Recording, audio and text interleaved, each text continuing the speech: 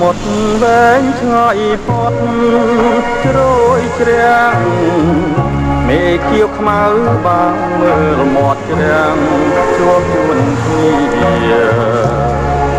រលងរលេងរំចន្ទ្រាឲ្យរងារំធនស្លន់កាមាច័ន្ទទូភៀងរឿងរាំងត្រចាច្បាស់ប្រភោសំសៀងជំនោកមួយងោកតជលសាចុងស្ររីរំតាមវិតាប្រកនេជលសាជាលំរ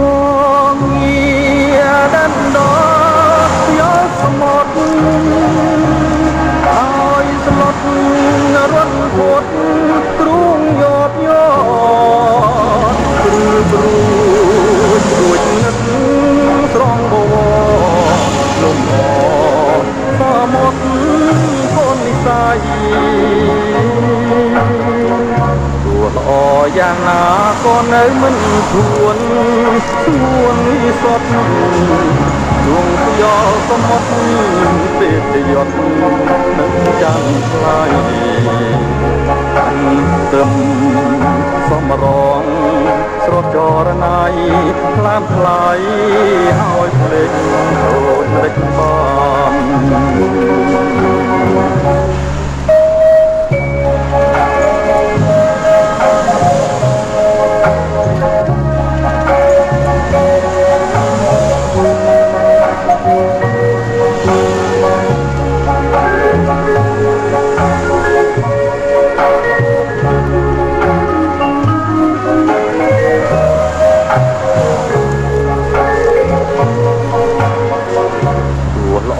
យ៉ាងណាក៏នៅមិនធួនស្ងួនវិសុទ្ធ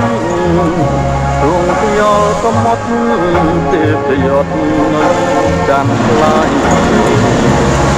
មិនដឹងសំរងស្រស់ចរណៃ